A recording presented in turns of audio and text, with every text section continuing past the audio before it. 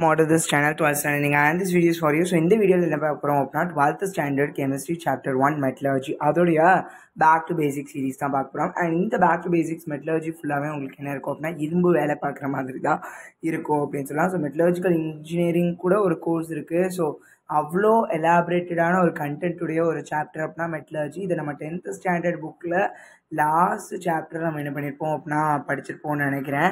ஏன்னா அந்த மெட்டலர்ஜி அப்படிங்கிற அந்த சாப்டர் வந்து இன்ஆர்கானிக் கெமிஸ்ட்ரியில் உள்ள ஒரு சாப்டர் அப்படின்னு சொல்லலாம். அண்ட் இந்த சாப்டரில் 10th ஸ்டாண்டர்ட் நீங்கள் எல்லாம் படிச்சிருப்பீங்க அப்படிங்கிறது தான் கொஞ்சம் புக்கிலேருந்து தான் எடுத்திருக்கேன். ஸோ இதெல்லாமே பேசிக்காக சின்ன சின்ன விஷயங்கள் தெரிய வேண்டியது.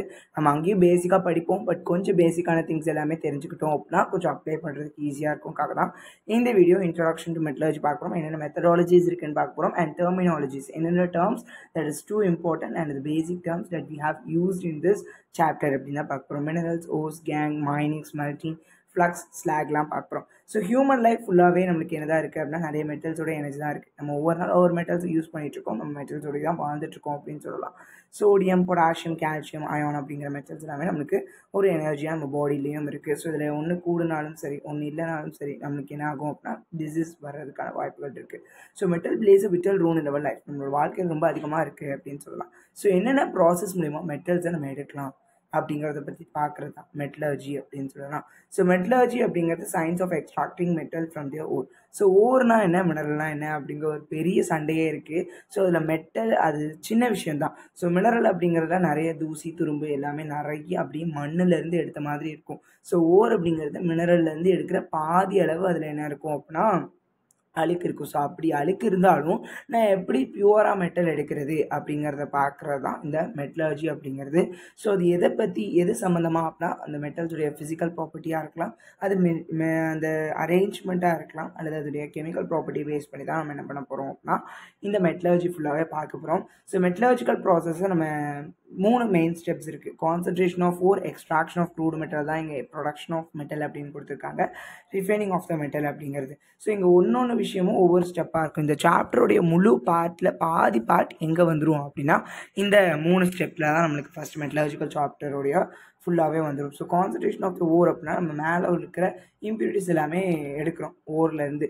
ரெண்டாவது ப்ரொடக்ஷன் ஆஃப் மெட்டல், அந்த ஓர் இருக்குல்ல அதை என்ன பண்ணுறோம் அப்படின்னா மெட்டலாக கன்வெர்ட் பண்ணுறோம். அப்படி மெட்டலாக இருந்தாலும் முதல்ல கொஞ்சம் என்ன இருக்கும் அப்படின்னா இம்ப்யூரிட்டிஸ் இருக்கலாம். ஸோ அந்த இம்ப்யூரிட்டிஸையும் எடுக்கிற ப்ராசஸ் தான் ரிஃபைனிங். எல்லாமே ஸ்டெப் பை ஸ்டெப் ப்ராசஸ். சில மெட்டல்ஸ் உங்களுக்கு ப்ரொடக்ஷன் ஆஃப் மெட்டல் ப்ராசஸ்லேயே முடிஞ்சிடலாம், சில இது ரிஃபைனிங் வரலாம். ஸோ மினரல்ஸ், ஓர்ஸ் அப்படிங்கிறது தான் பார்க்க போகிறோம். ஸோ மினரல் அப்படிங்கிறது ஒரு மண்ணுக்குள்ளேருந்து ஒரு கல் எடுக்கிறீங்க, அது எப்படி இருக்கும், மண்ணை தோண்டி உள்ளேருந்து கல் எடுத்தீங்க அப்படின்னா ஃபுல்லாக மண்ணாக இருக்கும், நிறைய தூசி இருக்கும், துரும்பு இருக்கும். நிறைய கல்லாம் பார்த்திங்கன்னா ஒரு சைடு ஒரு கலர் இருக்கும், ஒரு சைடு இன்னொன்று கலர் இருக்கும். அது எல்லாமே அதில் உள்ள மினரல்ஸ் பொறுத்து அதில் என்னென்ன இருக்கும் அப்படிங்கிறத சேர்ந்துருக்கும். ஸோ ஒரு மெட்டலில் பார்த்தோன்னா அதுக்குள்ளே நிறைய மெட்டல் சேர்ந்து இருக்கலாம். ஸோ அதில் நம்மளுக்கு ஒரு மெட்டல் தான் தேவைன்னா அந்த மெட்டலை எடுக்கிறதுக்கு தான் நம்ம ஓர் அப்படிங்கிறத கொண்டு வந்துட்டு அதுலேருந்து நம்ம மெட்டலை என்ன பண்ணுறோம் அப்படின்னா எடுக்கிறோம். அதுக்கு தான் அந்த 3 ப்ராசஸ் இருக்குது அப்படின்னு சொல்லலாம். ஸோ ஓர் அப்படிங்கிறது நம்ம அந்த மினரல்லேருந்து எடுக்கிறது தான். ஸோ ஒரு முக்கியமான கொஷின் எல்லாருக்குள்ள வர்றது அப்படின்னா ஆல் ஓர்ஸ் தான் மினரல்ஸ், எல்லா ஓர்ஸும் மினரல்ஸ். ஏன்னா மினரல்ஸ் வந்து எடுக்கிறனால எல்லா ஓர்ஸும் மினரல்ஸ் தான். பட் மினரல்ஸ் ஓர்ஸ் ஆகாது, ஏன்னா அதுலேருந்து தான் அதை எடுக்கிறோம், இதுலேருந்து அதை எடுக்கல. ஸோ அதனால் அது மட்டும் இல்லாமல் என்ன பண்ணலாம் அப்படின்னா மினரல்ஸில் அதிகமான அழுக்கு இருக்கும், ஓர்ஸில் கம்மியாக தான் இருக்கும்.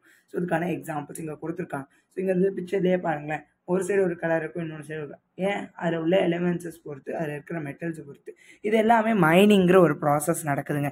மைனிங் அப்படின்னா சுரங்கத்தை தோண்டி நம்ம எப்படி வைரக்கல் எடுக்கிறோமோ கோல் எடுக்கிறோமோ அதே மாதிரி தான் நம்மளுக்கு இந்த ப்ராசஸும் நடக்குது. இதுதான் மோஸ்ட்லி எர்த்துடைய க்ரஸ்ட்லேருந்து நம்ம ஓர்ஸை நம்ம எடுக்கிறது அப்படின்னு சொல்லலாம். அந்த ஓர்ஸில் அழுக்கு, தூசி, துருவு எல்லாமே இணைஞ்சிருக்கும். அதை நமக்கு கேங் அல்லது மேட்ரிக்ஸ் அப்படின்னு ஒரு வார்த்தை சொல்லுவோம். ஸோ அதில் எல்லா இம்ப்யூரிட்டிஸும் சேர்ந்து இருக்கிறது, அந்த ஓர் கூட இருக்கிற எல்லா ராக்கி இம்ப்யூரிட்டிஸ் சரி, எந்த சிலிஷியஸ் மேட்டர்ஸாக இருந்தாலும் சரி, அது எல்லாமே கேங் அப்படின்னு நம்ம என்ன பண்ணுவோம் அப்படின்னா சொல்லுவோம். ஃப்ளக்ஸ் அப்படிங்கிறது என்ன அப்படின்னா அது ஒரு சப்ஸ்டன்ஸ், அதை ஓர் கூட ஆட் பண்ணி நம்ம இம்ப்யூரிட்டிஸை என்ன பண்ணிடுவோம் அப்படின்னா எடுத்துருவோம்.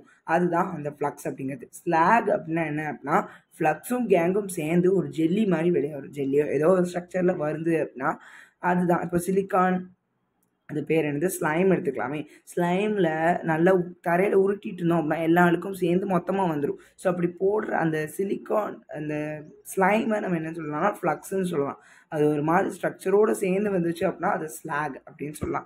ஸ்மெல்ட்டிங் அப்படிங்கிறது இப்போ தங்கத்தை உருக்கிறத நம்ம பார்த்துருப்போம். அதே மாதிரி தான் மெட்டலை உருக்கி பண்ணுற விஷயங்களை ஸ்மெல்ட்டிங் சொல்லுவாங்க. அதை உருக்கு வைக்கிறத ஃபர்னன்ஸ் அப்படின்னு சொல்லுவாங்க. ஸோ ஓர்ஸ் எல்லாமே தமிழ்நாட்டில் இருக்கிறது. இவ்வளோ ஓர்ஸஸ் நமக்கு கிடைக்குது அப்படிங்கிறத சொல்கிறாங்க. ஸோ இந்த ஓர்ஸில் மேக்னடைட், குரோமைட் அது எல்லாமே நம்ம என்ன பண்ணுவோம் அப்படின்னா நம்மளுடைய மெட்டலர்ஜி சாப்டரில் பார்ப்போம். மெட்டல்ஸுடைய ஃபிசிக்கல் ப்ராப்பர்ட்டி, ஃபிசிக்கல் ஸ்டேட் எப்படி இருக்கும் அப்படின்னா சாலிட்ஸாக தான் எல்லாமே இருக்கும் ரூம் டெம்பரேச்சரில். எதை தவிர அப்படின்னா மெர்க்குரி, கேலியமை தவிர. அதோட லஸ்டர் அப்படிங்கிறது பிரைட்னஸ் அல்லது அதோட ஒளி அப்படின்னு சொல்லலாம். அது ஹை லஸ்டர் தான் எல்லா மெட்டல்ஸும் பொசஸ் பண்ணும். ஹார்ட்னஸ் அப்படின்னு சொல்லுவோம், ரொம்ப ஹார்டாக இருக்கும் அண்ட் ஸ்ட்ராங்காக இருக்கும். யாரை தவிர அப்படின்னா சோடியம் அண்ட் பொட்டாசியம் தவிர. அதை கட் பண்ணிடலாம் நைஃபை வச்சு. மெல்டிங் பாயிண்ட் அண்ட் பாய்லிங் பாயிண்ட்னு சொல்லும்போது மெட்டல்ஸ்க்கு அதிகப்படியான மெல்டிங் பாயிண்டில் தான் நம்ம உருக்க முடியும் அண்ட் பாய்லிங் பாயிண்ட்லேயும் தான். And vaporise only at high temperature. High டெம்பரேச்சரில் தான் அது என்னதாகும் அப்படின்னா வேப்பராகவுமே மாறும். சரியா? டென்சிட்டி அப்படின்னு சொல்லும்போது இவங்களுக்கு அதிகப்படியான டென்சிட்டி உண்டு. அண்ட் டக்டிலிட்டி அப்படின்னு சொல்லும்போது ரொம்ப அதிகமாக யூஸ்வலி டக்டைல் தான் அதுவுமே. மாலியபிலிட்டி அப்படின்னு சொல்லும்போது they can be beaten into thin ஷீட்ஸாக கிராக் பண்ணாமே நம்ம எப்படிலாம் பண்ணிடலாம். அதுதான் மேலியபிள் அப்படிங்கிறத அர்த்தம். So they can be drawn into thin wires without breaking எல்லாமே நம்ம என்ன பண்ணிடலாம் ஆரம்பிச்சிடலாம். அதுதான் டக்டிலிட்டி அப்படின்னு சொல்லலாம். கண்டக்ஷன் ஆஃப் ஹீட்டையும் எலக்ட்ரிசிட்டியும் கண்டக்ட் பண்ணுவாங்கன்னா கண்டிப்பாக கண்டக்ட் பண்ணுவாங்க இவங்க எல்லாருமே. யாரை தவிர அப்படின்னா டங்ஸ்டனை தவிர. சொல்யூபிலிட்டி கரைவாங்களா அப்படின்னா do not dissolve in liquid சால்வெண்ட்ஸில் என்ன ஆக மாட்டாங்க அப்படின்னா மோஸ்ட்லி கரைய மாட்டாங்க. Chemical properties of the metals ரொம்ப முக்கியம். இந்த metallurgy chapter is fully based on this அப்படின்னா என்ன பண்ணலாம் அப்படின்னா நம்ம சொல்லலாம். ஏன்னா அதோடைய இம்பார்ட்டன்ஸ் அப்படி. ஸோ ஃபர்ஸ்ட் கெமிக்கல் ப்ராப்பர்ட்டிஸில் வேலன்ஸ் எலக்ட்ரான்ஸ் சொல்கிறாங்க. Atoms of metals usually have 1, 2, 3 electrons தான் இருக்கும் அதோடைய அவுட்டர் மோஸ்ட் ஷெல்லில். லாஸ்ட் ஷெல்லு தான் வேலன்ஸ் ஷெல் சொல்லுவாங்க. அதுதான் அவுட்டர் மோஸ்ட் ஷெல் அப்படிங்கிற வார்த்தையும் என்ன பண்ணுவாங்கன்னா பயன்படுத்துவாங்க. அண்ட் அதுக்கடுத்து என்னென்னா இதில் பாசிட்டிவ் மெட்டல் அயான்ஸ் அதிகமாக இருக்கும்.